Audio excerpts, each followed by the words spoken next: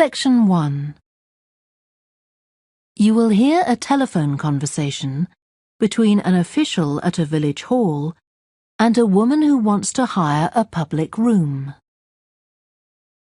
First, you have some time to look at questions 1 to 6.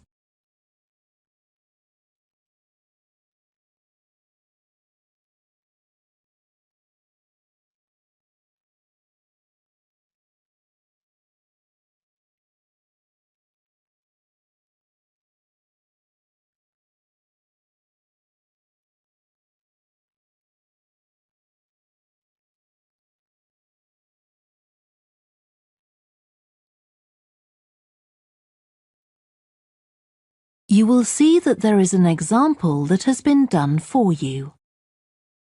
On this occasion only, the conversation relating to this will be played first. Hello? Oh, hello. I wanted to inquire about hiring a room in the village hall for the evening of September the 1st. Let me just see.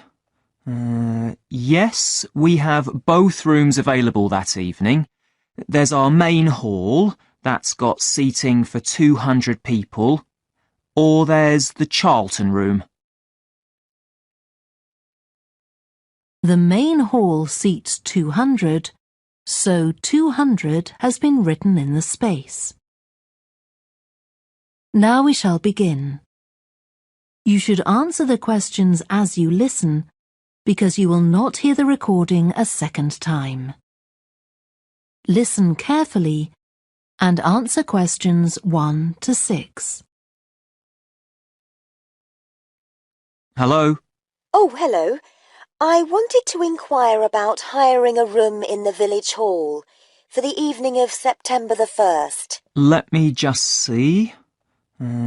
Yes, we have both rooms available that evening.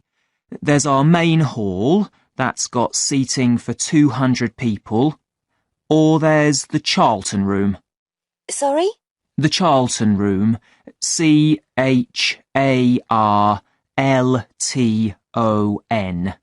That's got seating for up to 100. Well, we're organising a dinner to raise money for a charity, and we're hoping for at least 150 people. So I think we'll go for the main hall.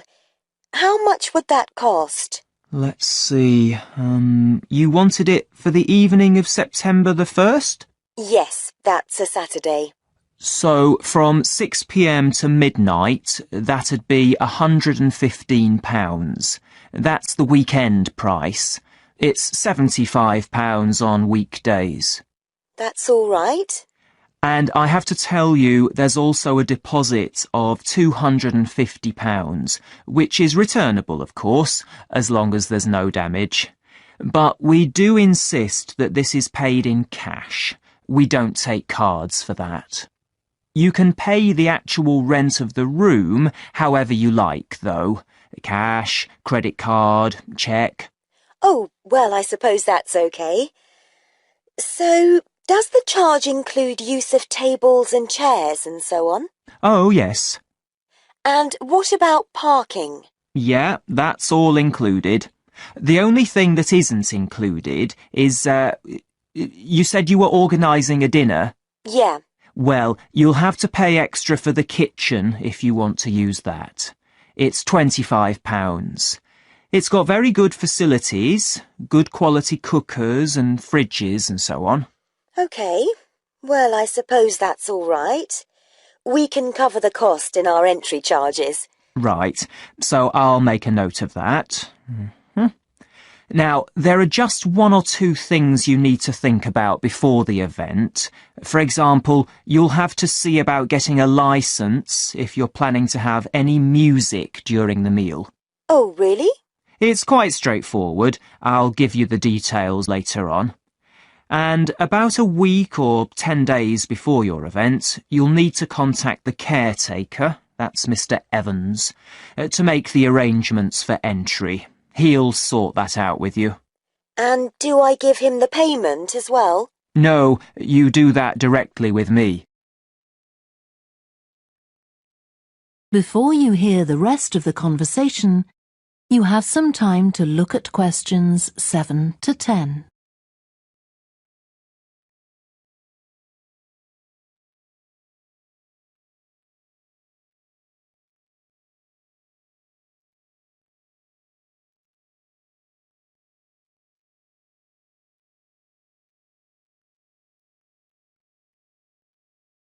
Now listen and answer questions 7 to 10.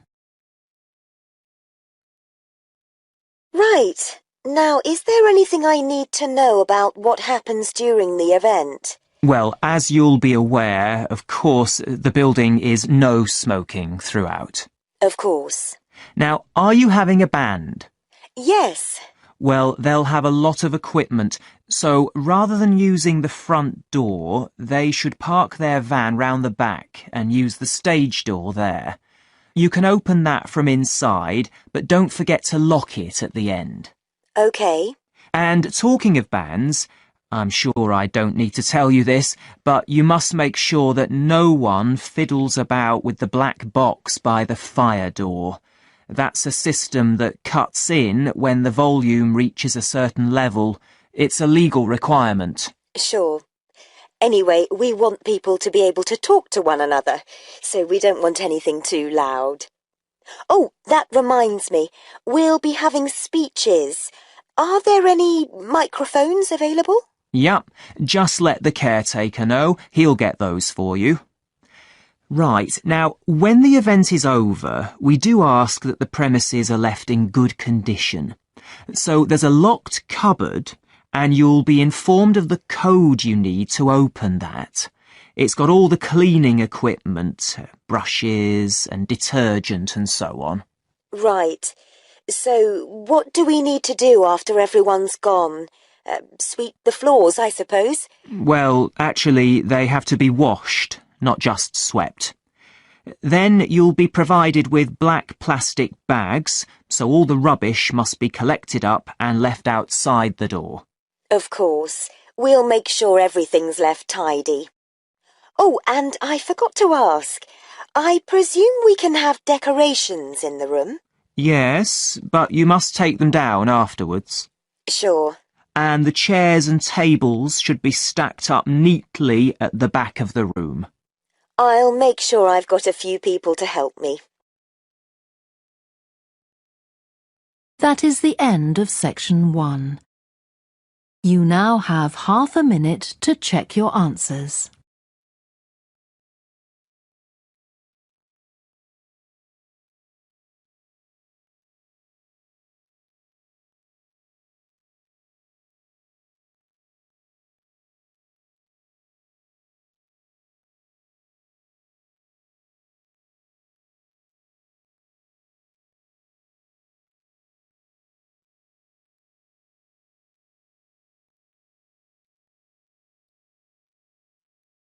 Now turn to section 2. Section 2. You will hear a guide talking to a group of visitors to a farm.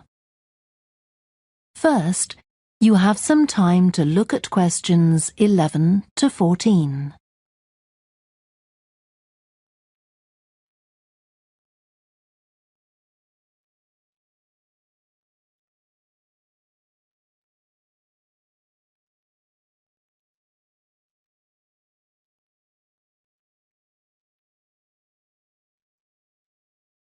Listen carefully and answer questions 11 to 14. Welcome to the Fiddy Working Heritage Farm.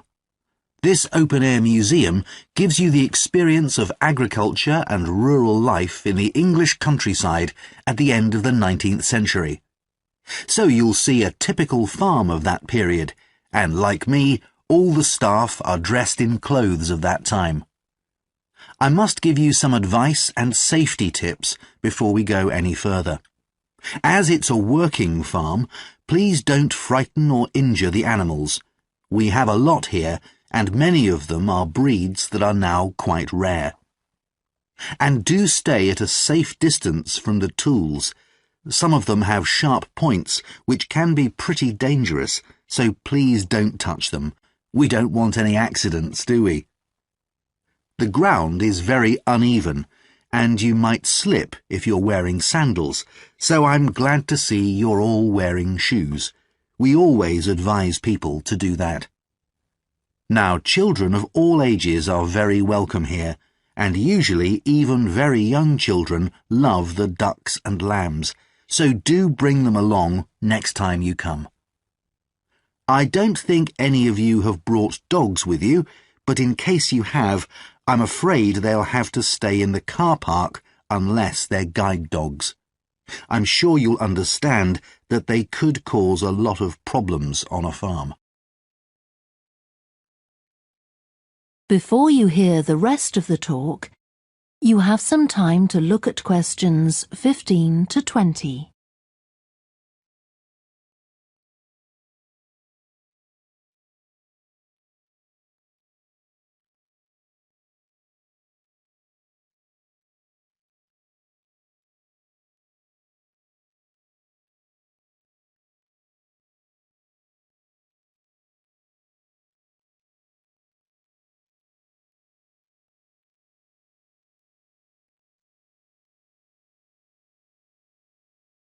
Now listen and answer questions 15 to 20.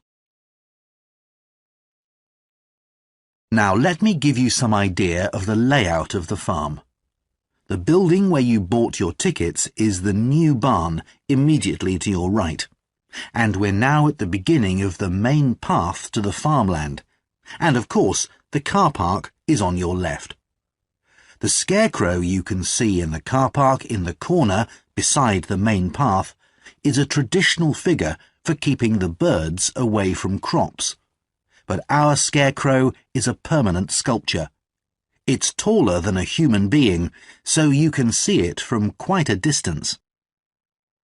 If you look ahead of you, you'll see a maze. It's opposite the new barn, beside the side path that branches off to the right, just over there. The maze is made out of hedges which are too tall for young children to see over them, but it's quite small, so you can't get lost in it. Now, can you see the bridge crossing the fish pool further up the main path? If you want to go to the cafe, go towards the bridge and turn right just before it. Walk along the side path and the cafe's on the first bend you come to. The building was originally the schoolhouse, and it's well over 100 years old. As you may know, we run skills workshops here, where you can learn traditional crafts like woodwork and basket making. You can see examples of the work and talk to someone about the courses in the Black Barn. If you take the side path to the right, here, just by the new barn, you'll come to the Black Barn, just where the path first bends. Now, I mustn't forget to tell you about picnicking, as I can see some of you have brought your lunch with you. You can picnic in the field, though do clear up behind you, of course. Or if you'd prefer a covered picnic area, there's one near the farmyard, just after you cross the bridge. There's a covered picnic spot on the right. And the last thing to mention is Fiddy House itself. From here you can cross the bridge, then walk along the footpath through the field to the left of the farmyard. That goes to the house, and it'll give you a lovely view of it. It's certainly worth a few photographs, but as it's a private home, I'm afraid you can't go inside. Right, well, if you're all ready, we'll set off on our tour of the farm. That is the end of section 2. You now have half a minute to check your answers.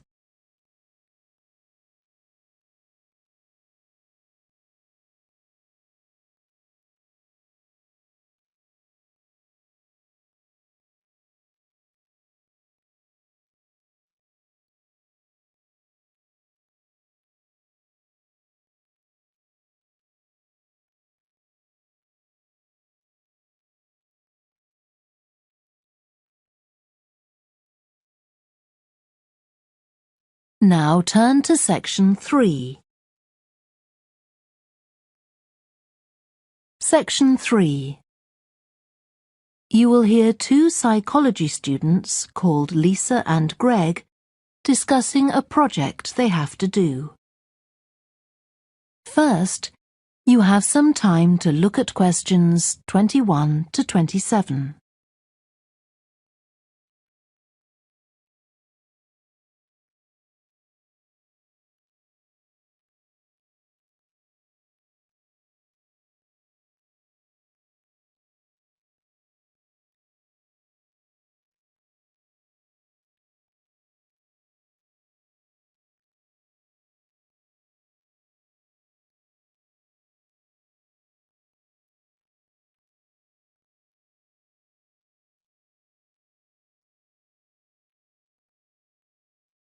Now listen carefully and answer questions 21 to 27.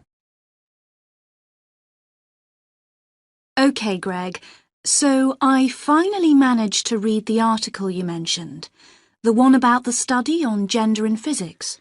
About the study of college students done by Akira Miyake and his team. Yeah, I was interested that the researchers were actually a mix of psychologists and physicists. That's an unusual combination. Yeah, I got a little confused at first about which students the study was based on. They weren't actually majoring in physics, they were majoring in what's known as the STEM disciplines. That's science, technology, engineering and math. Yes, but they were all doing physics courses as part of their studies. That's correct. So, as I understood it, Miyake and co. started from the fact that women are underrepresented in introductory physics courses at college, and also that, on average, the women who do enroll on these courses perform more poorly than the men. No one really knows why this is the case. Yeah, but what the researchers wanted to find out was basically what they could do about the relatively low level of the women's results. But in order to find a solution, they needed to find out more about the nature of the problem. Right. Now, let's see if I can remember. It was that in the physics class, the female students thought the male students all assumed that women weren't any good at physics. Was that it? And they thought that the men expected them to get poor results in their tests. That's what the women thought, and that made them nervous, so they did get poor results. But actually, they were wrong. No one was making any assumptions about the female students at all. Anyway, what Miyake's team did was quite simple, getting the students to do some writing before they went into the physics class. What did they call it? Values affirmation. They had to write an essay focusing on things that were significant to them, not particularly to do with the subject they were studying, but more general things like music or people who mattered to them. Right.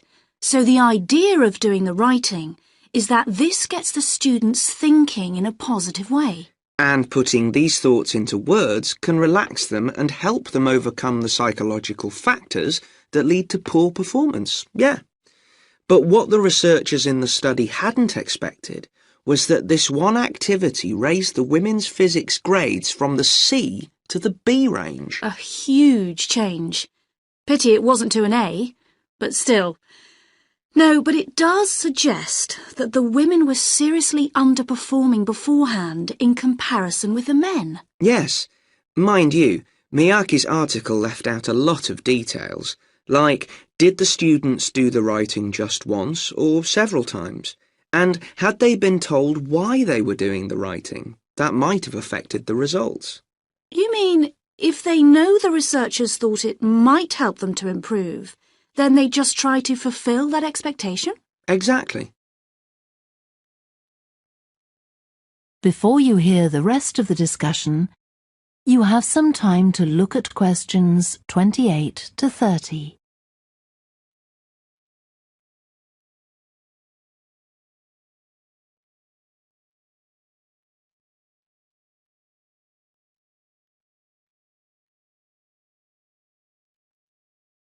Now listen and answer questions 28 to 30.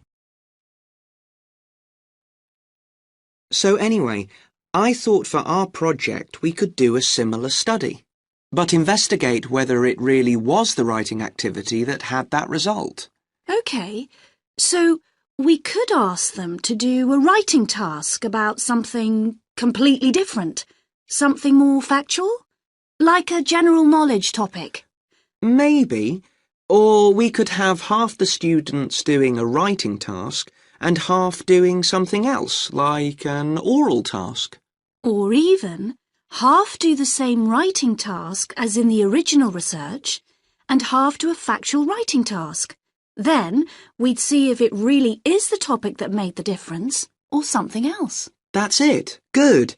So, at our meeting with the supervisor on Monday, we can tell him we've decided on our project. We should have our aims ready by then.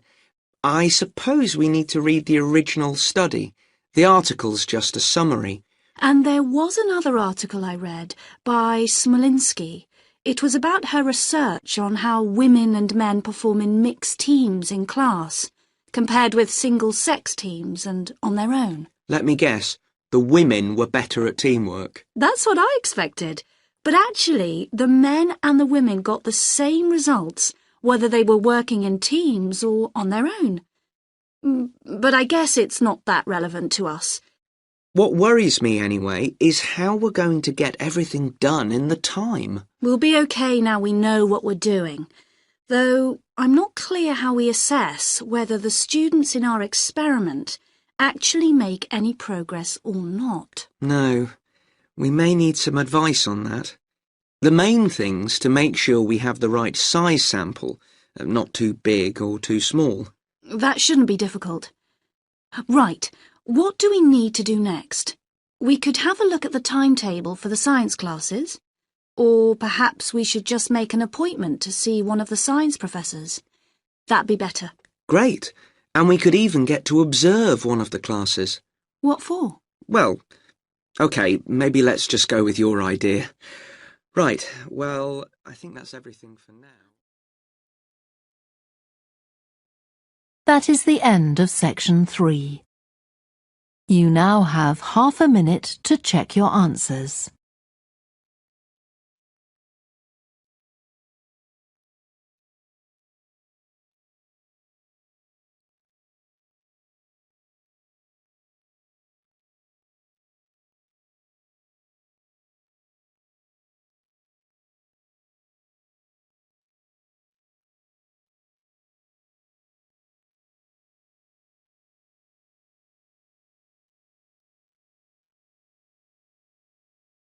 Now turn to section 4.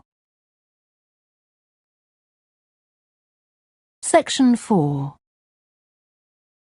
You will hear part of a student presentation about the variety of different species that live in the world's oceans. First, you have some time to look at questions 31 to 40.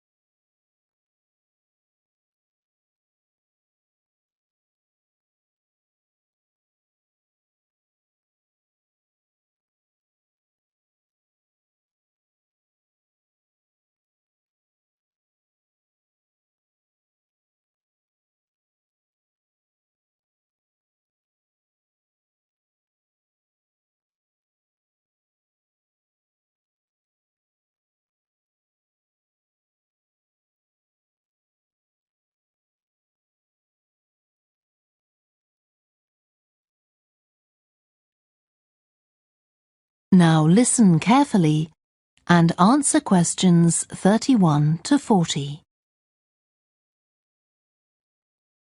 I've been looking at ocean biodiversity. That's the diversity of species that live in the world's oceans. About 20 years ago, biologists developed the idea of what they called biodiversity hot spots. These are the areas which have the greatest mixture of species. So one example is Madagascar.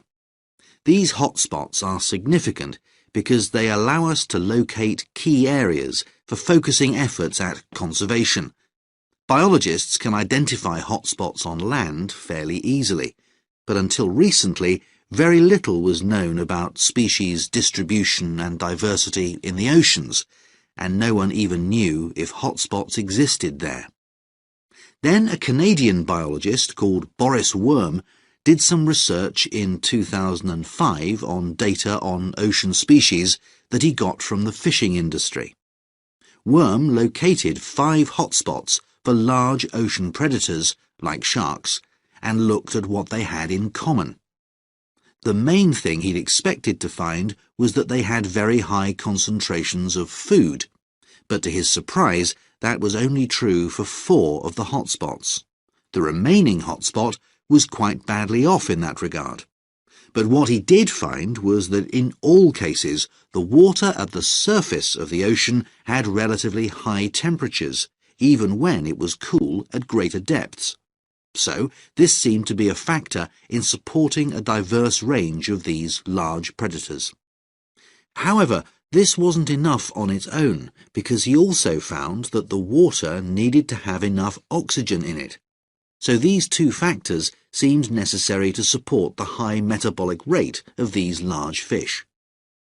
A couple of years later, in 2007, a researcher called Lisa Balance, who was working in California, also started looking for ocean hotspots, but not for fish. What she was interested in was marine mammals, things like seals. And she found 3 places in the oceans which were hotspots, and what these had in common was that these hotspots were all located at boundaries between ocean currents. And this seems to be the sort of place that has lots of the plankton that some of these species feed on. So now people who want to protect the species that are endangered need to get as much information as possible. For example, there's an international project called the Census of Marine Life. They've been surveying oceans all over the world, including the Arctic.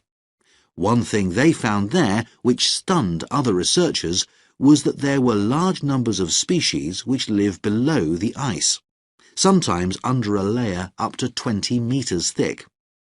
Some of these species had never been seen before. They've even found species of octopus living in these conditions. And other scientists working on the same project but researching very different habitats on the ocean floor have found large numbers of species congregating around volcanoes, attracted to them by the warmth and nutrients there.